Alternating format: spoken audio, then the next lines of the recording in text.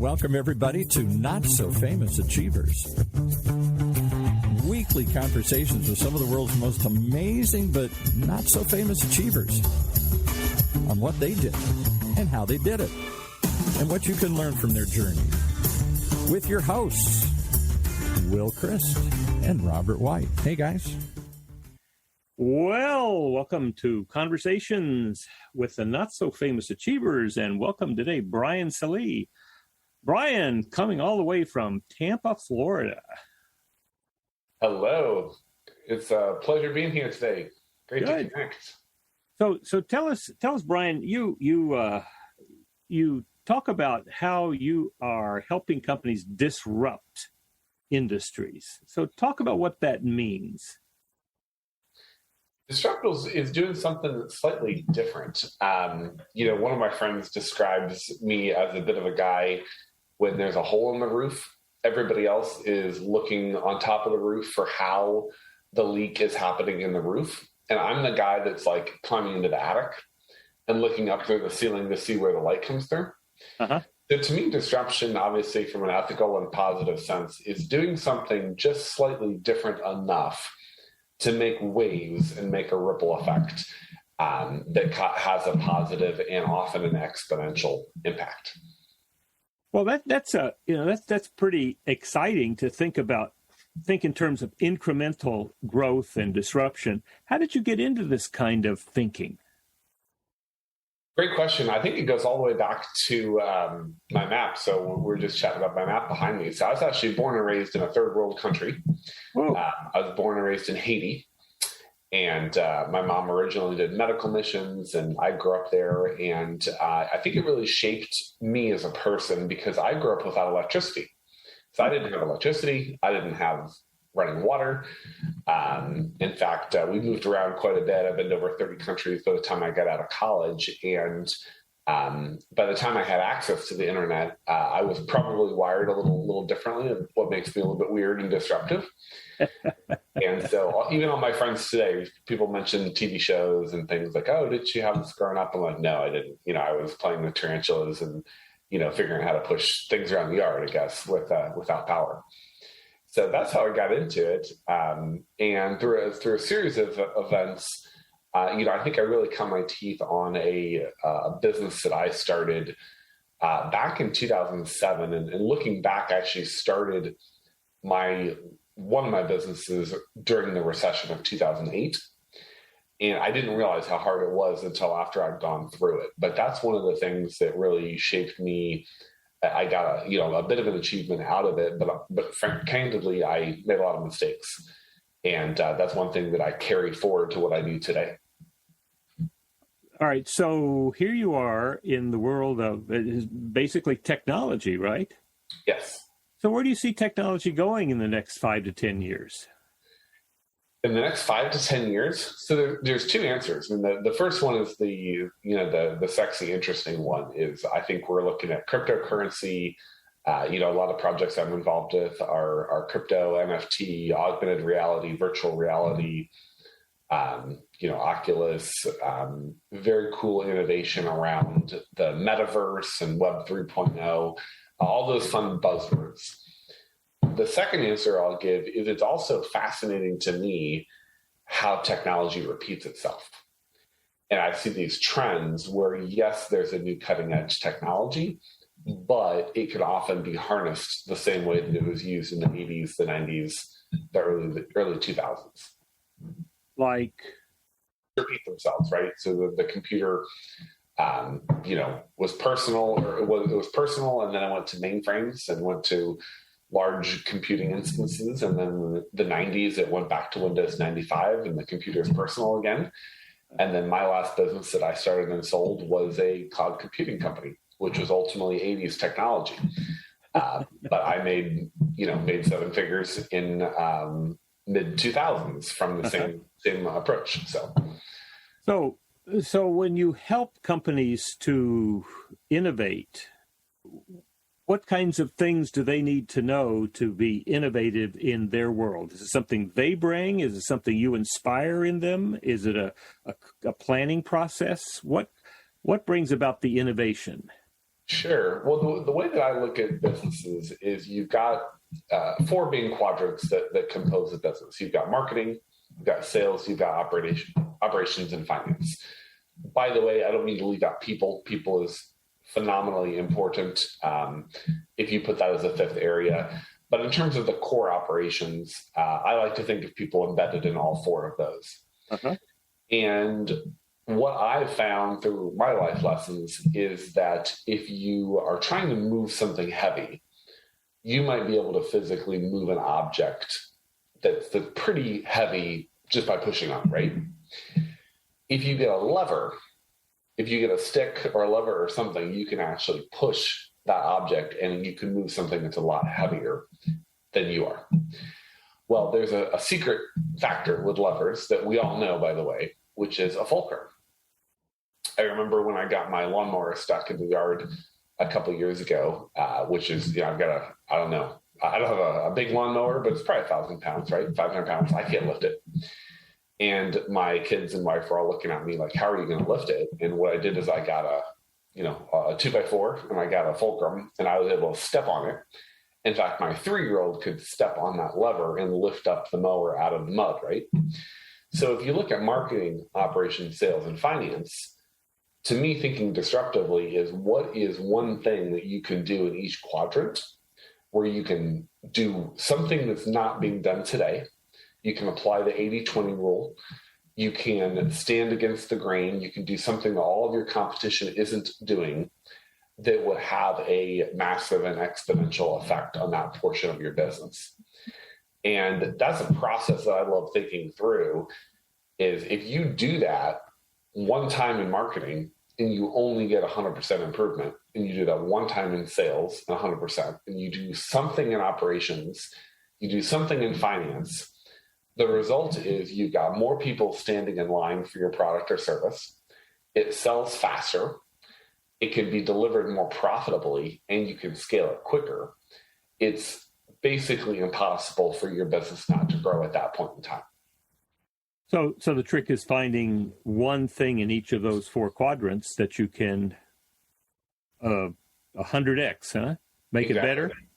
Exactly. And when I say 100% improvement, I mean, you can consider that 2x or more, right? So I know people like to talk about 10x or 20x, but in my mind, I say keep it reasonable. Just double it, right? Just double the number of leads you get. Just double the profitability. Just double your output for the day. If you just do that in all four areas, as long as you've got a good company and a good team and good people, it can really make a difference for your business. Right.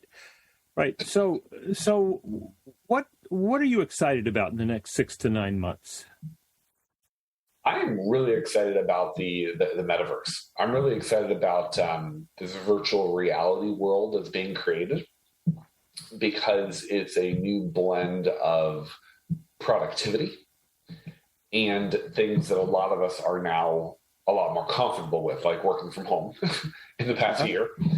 And it's a new way to harness technology. Now, virtual reality and glasses, I mean, I'm sure we all can give examples. It's been around for years in a way, right?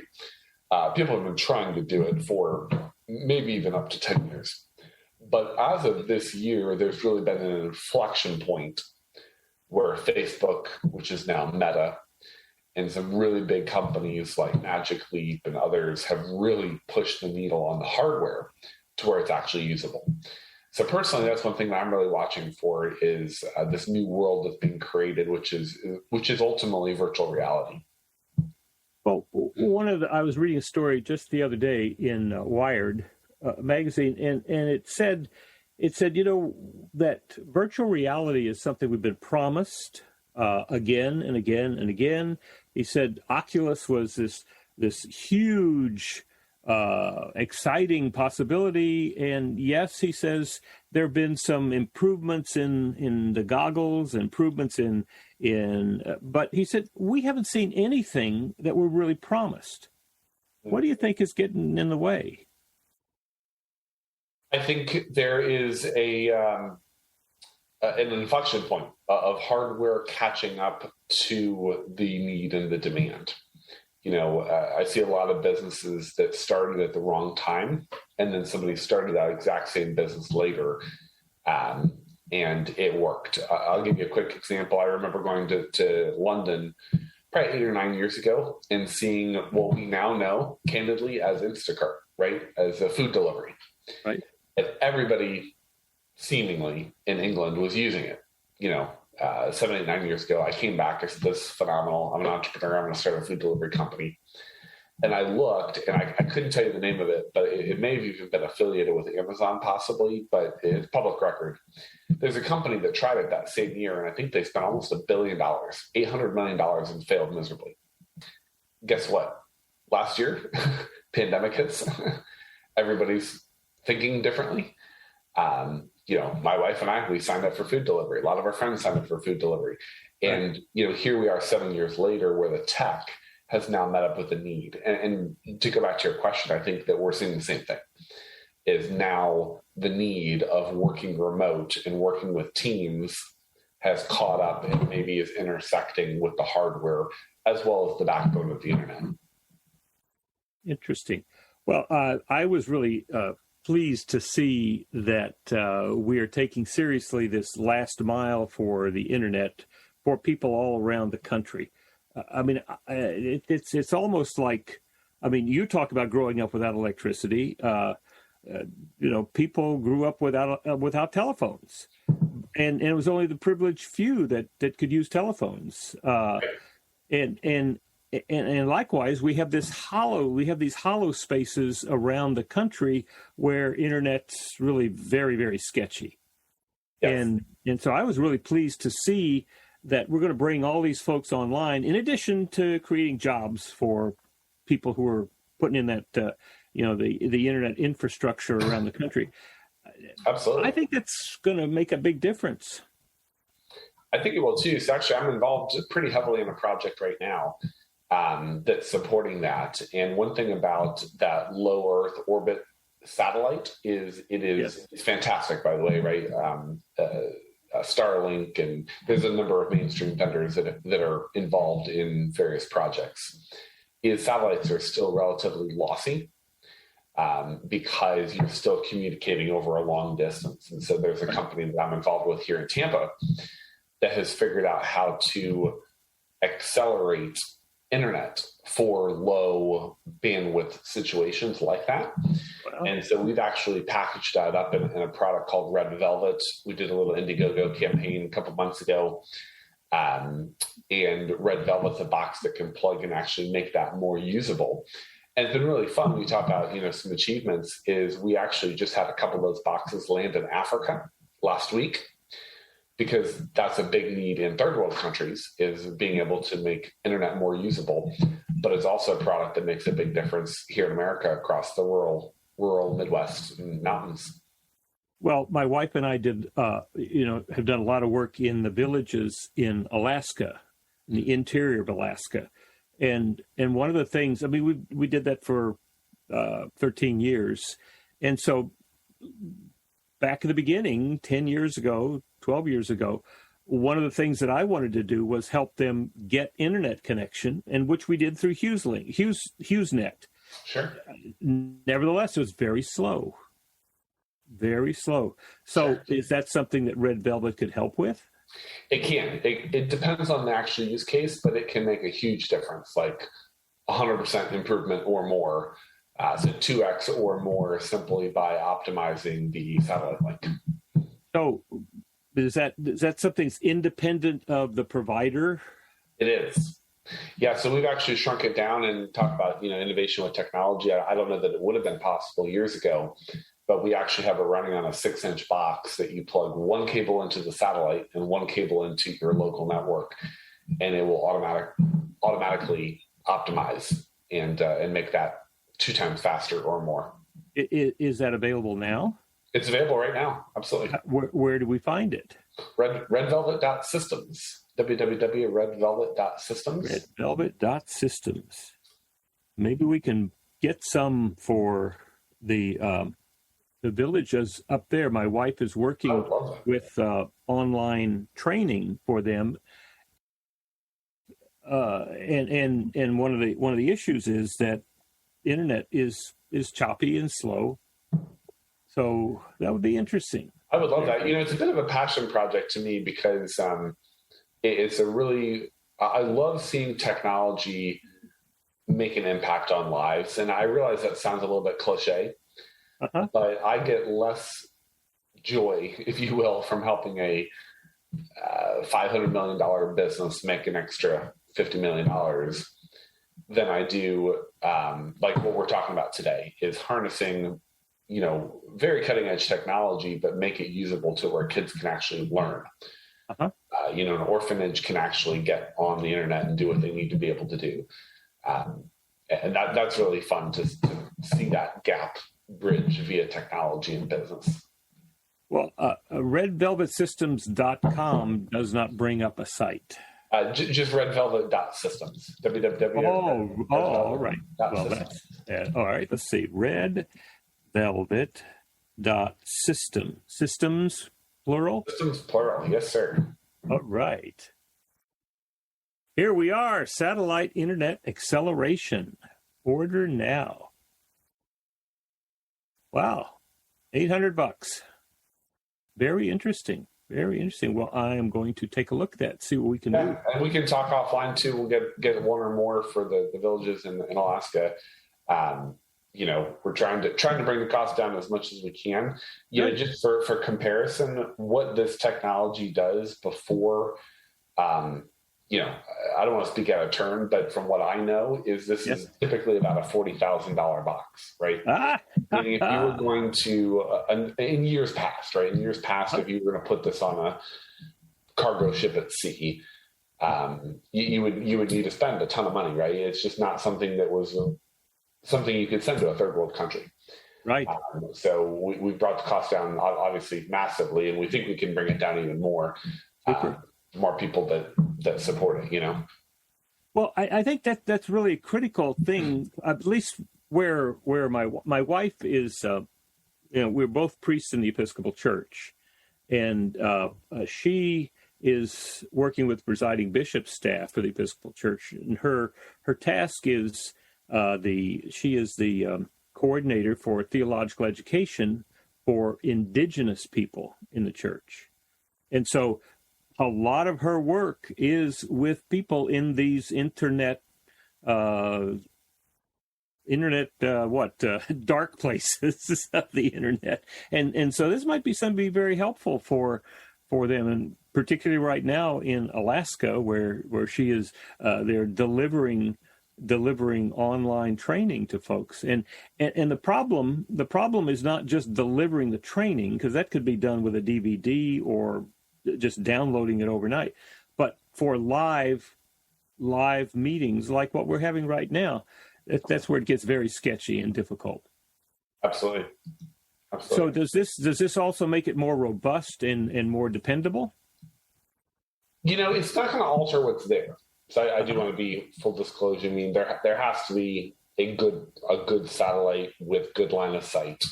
I would say that it alters the usability, meaning that one could get quite frustrated simply logging into a website without optimized internet. Right. And so this changes the effective utilization of that satellite link massively, like by 100% or more. Excellent. Well, that's a fun thing. We can certainly talk about that. So all of these pieces that are aiming at helping us to I don't think it's shrinking the world. I think it's allowing us to be more deeply involved with the world. I mean, I don't feel like the distance between Tampa and Laguna Beach has gotten shorter because of Zoom. But I do believe that is allowing us to have this kind of conversation at a very high quality, not touch, but certainly a high quality of involvement in conversation. And so to me, it makes the world a deeper place, a more meaningful place. I agree. I think you're 100% right. It's making a big difference from that perspective. Well, growing up in a third world country, right? For you, what would you say your venue is? Is it just the United States now, or do you have a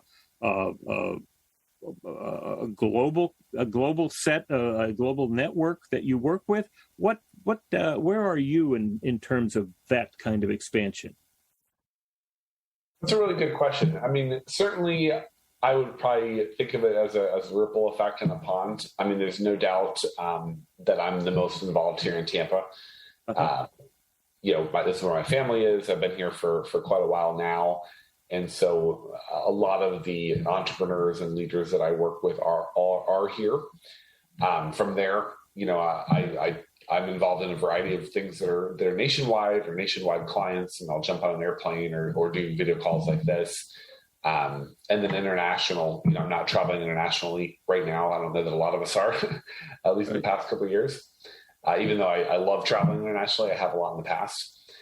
So I've got a lesser involvement overseas, but even something like Red Velvet, being able to send a couple units to Africa within the past 2 weeks is something that's really tangibly making a difference in other countries right now. So, well, I just find that it's so interesting that for instance, using LinkedIn to search for people that I'd like to talk to, sure. and then coming up with somebody from India and having a great conversation with India and realizing that this particular person I was talking with has a great network in India that he wants to introduce me to.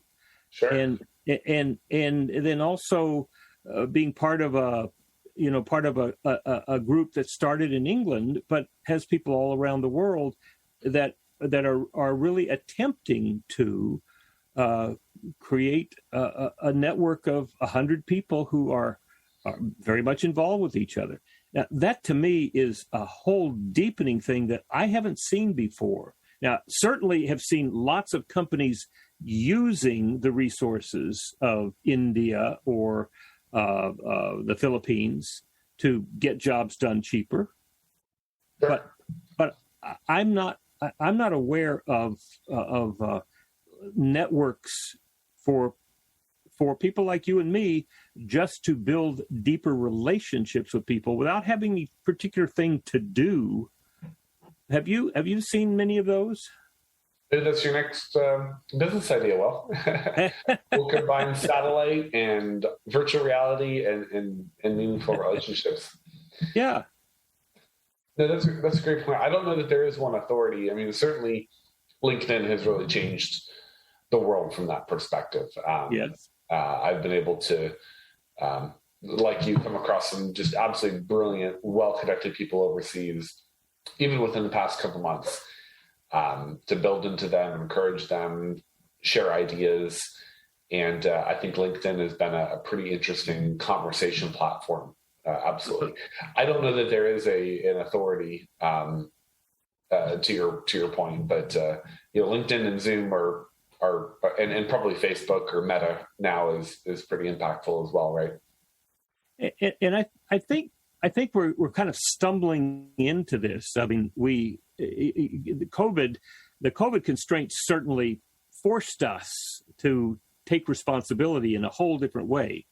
If when the check stopped from the companies that had closed, if people didn't take responsibility for themselves and go do something to bring in the money for the rent and for the food on the table, they weren't going to survive. and likewise, in doing that, not being able to leave the house, but needing to communicate, I think we're stumbling into new possibilities. It's almost like taking walls down in a house and not really realizing that we have that extra space there yet, but we're beginning to kind of tentatively walk into it, because really the conversations like we're having right now, there's no reason we can't have these kind of conversations around the world. There are two kinds of entrepreneurs, those who run their business and those whose business runs them. If you've lost control of your business, consider running on EOS, the Entrepreneurial Operating System. EOS is used by more than 100,000 companies to clarify, simplify, and achieve their vision. Stop letting your business run you and start running your business. Schedule a free 90-minute meeting with an EOS implementer at eosworldwide.com. That's eosworldwide.com. Well, we're going to give you one quick thought here that plays into what we've been talking about here today. Our two hosts have lived extraordinary lives and been extraordinary entrepreneurs, and Robert White, certainly one of them. He mentors extraordinary entrepreneurs and executives just like you, people who want better results from their leadership performance. He shows them how to turn those results into increased personal joy and satisfaction as well. Robert founded and led 2 large training industry success stories. He's been there and done that, and his experience will help you find and achieve that extraordinary success you seek in your life. So why wait? Reach out and see what Robert can do for you today. Just email him at robert@extraordinarypeople.com, robert@extraordinarypeople.com, and start living the extraordinary life you've earned. And now back to our show. So we were talking about this kind of global possibility that is not just an intellectual thing anymore. It's sort of like learning how to use a telephone and then learning how to use a cell phone. We can literally have this quality conversation with anybody in the world. Absolutely, and that's one reason why I'm excited about the virtual reality, metaverse, if you will, Web 3.0, is that this is fantastic, by the way, right? But it's interesting to think of what this would look like even a year from now if everybody, even tuning in, had those glasses and could all be around a table together. And could we have this level of video quality, but in 3 dimensions? And that's kind of where I'm excited to see where things tend to go for, because at that point, it doesn't matter if we're 1 mile away from each other or 1,000 miles away, that quality interaction just gets better and better and better. Yeah. It's amazing, just amazing. And I don't think we've even begun to see the extent to which our conversations can be expanded globally, and then our relationships are deepened. On a scale of 100, I think we're about 20% right now. Absolutely. We talked about sending a couple of boxes, red velvet boxes, to Africa. I know about your background, so I know that you've got a heart for helping folks. So what are kind of projects that you've been involved with? From a business standpoint, or nonprofit, or all the above? Nonprofit, places where you've seen needs and that you are working to solve some of the problems, meet some of the needs. Sure. I mean, the satellite one is certainly one right now. From the nonprofit and global perspective, is getting enough bandwidth and getting enough internet to people that really need it. I've got a variety of clients as well as projects I'm personally involved with, where people are really trying to make a tangible difference in a specific area. Maybe in medical, some component of medical, or using technology to create better outcomes for patients, or helping to lower the cost of healthcare. I've got some clients trying to tackle augmented reality. So augmented reality is overlaying data on top of real life, which is different, right? It's a different use case. It's more applicable for a fighter jet pilot or a car, whereas virtual reality is, let's have a meeting or solve something. There's a variety of projects where people are taking virtual reality to the medical field, being able to do training. So if you can imagine being able to teach an operating procedure where maybe you're an esteemed doctor on something that is highly, highly practical. I'm a student. I could be on the other side of the world. And if we could combine technology and encryption and compression and glasses or whatever it is, I could learn that procedure from you as if I was right there doing that specific medical procedure. So, some things I can talk more freely about, some things I can't, but I love what I do because I feel like I talk to a wide and diverse idea set of entrepreneurs, even on a daily and weekly basis. So what do you think what is it that drives entrepreneurs in your experience? The first thing that comes to mind is not wanting to have a job. I think a lot of entrepreneurs, hate the idea of working for somebody else 8 hours per day and would rather work for themselves, even if it means half the wages and working 20 hours a day, right? I think that's how the joke goes. You work a whole lot more hours and sometimes you make a whole lot less money.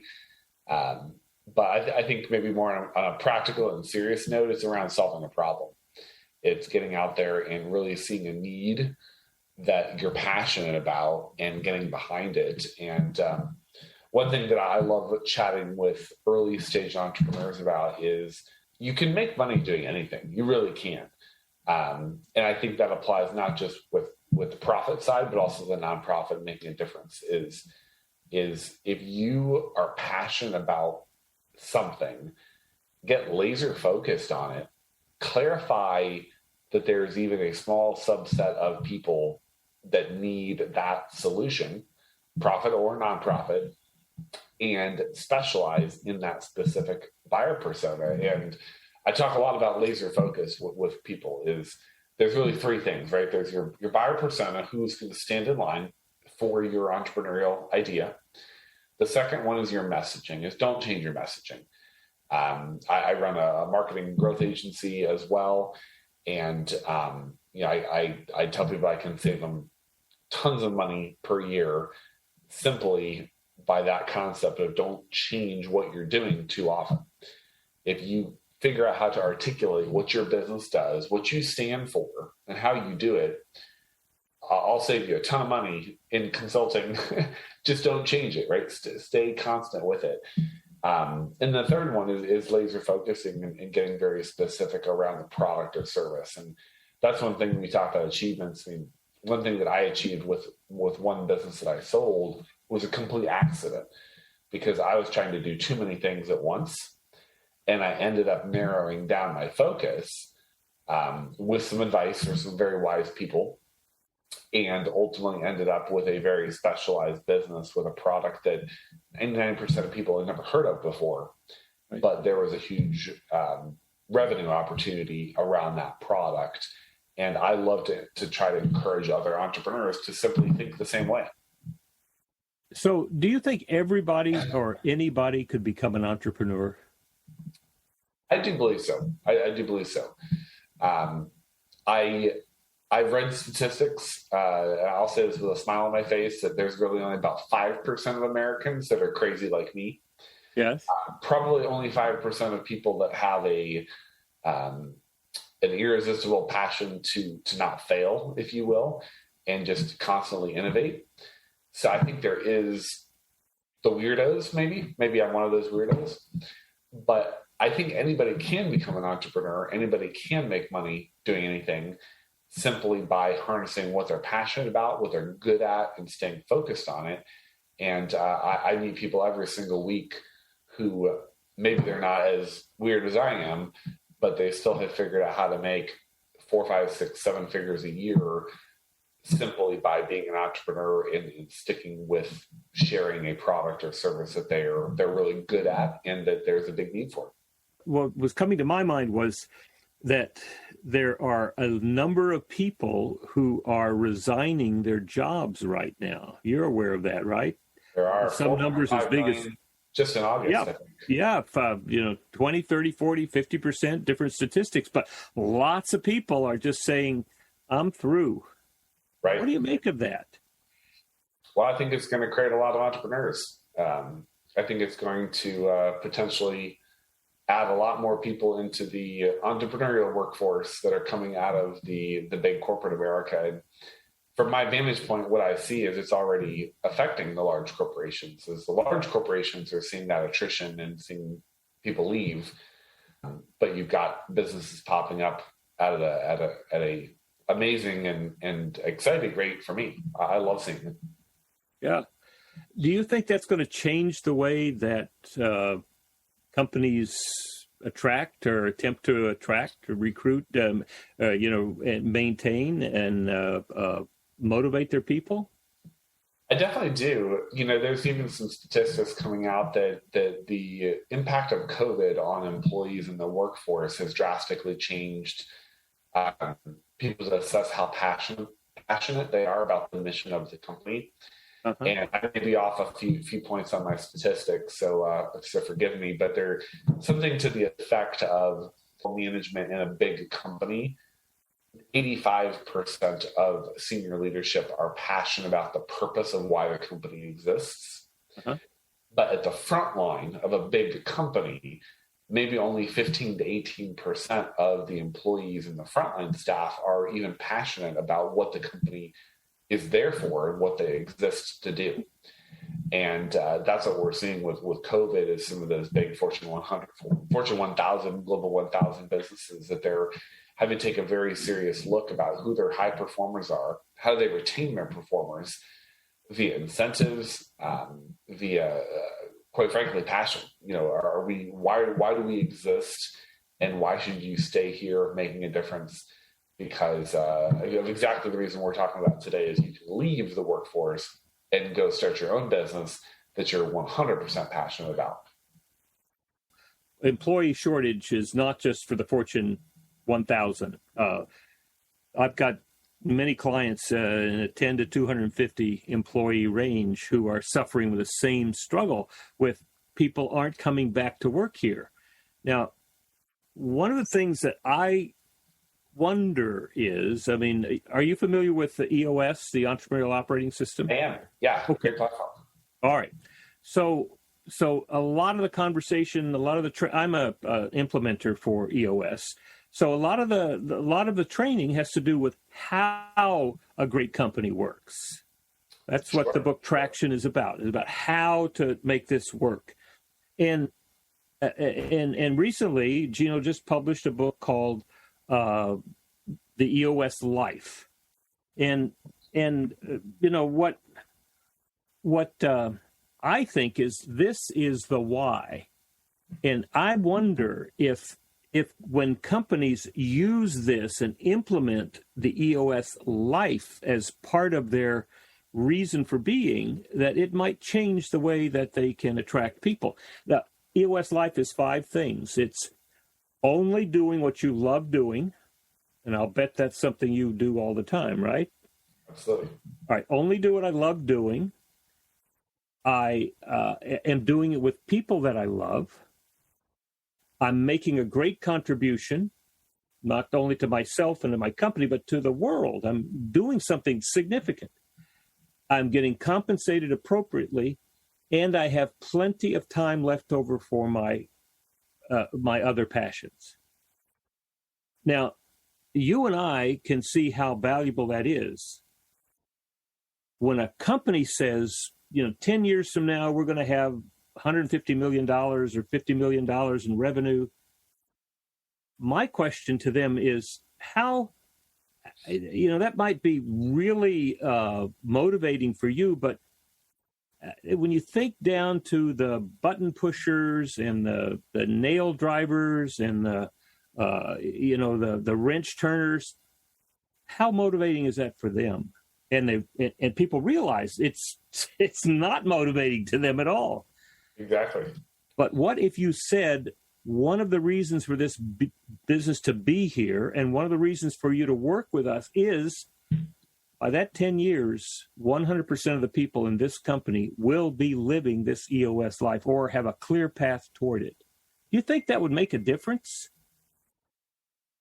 I do think it would make a difference. I found this. I found the quote for it's Gallup, by the way, that mentioned that nearly 2/3 of U.S.-based employees said that COVID-19 has caused them to reflect on their purpose in life.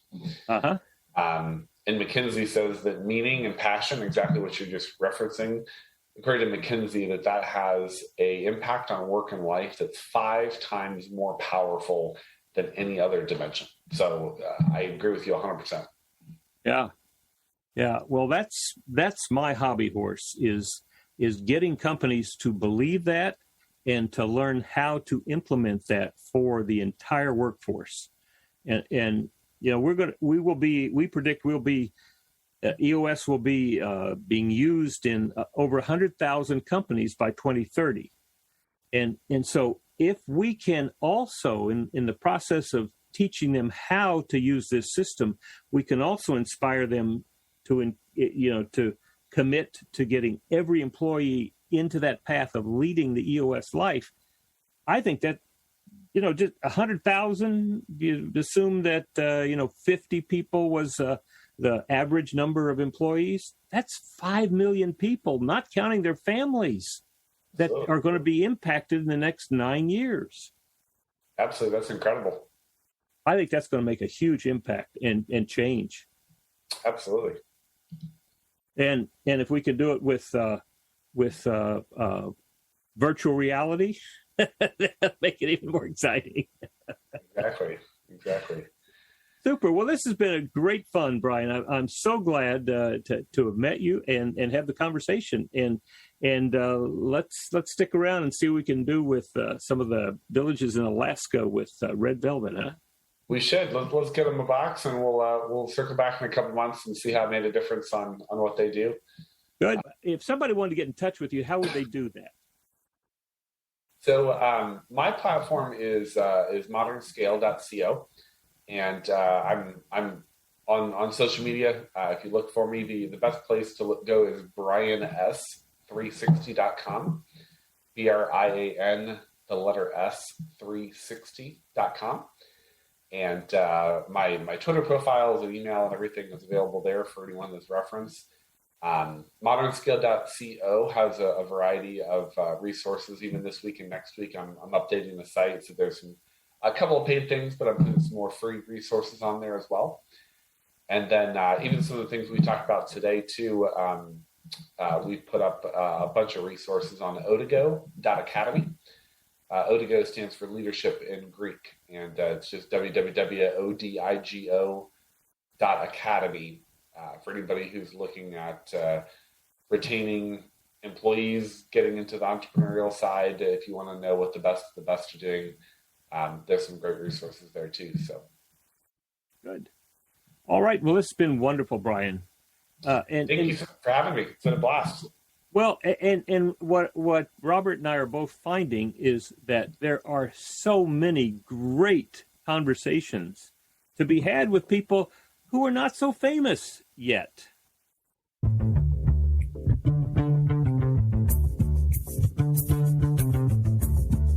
Well, there you have it. Another great example of why you got to tune in. Overhear some conversations with maybe some not so famous but real achievers like our guest today. Right here in Orange County's only community radio station, octalkradio.net. Streaming live from our studios here at the University of California, Irvine's Beale Applied Innovation Center.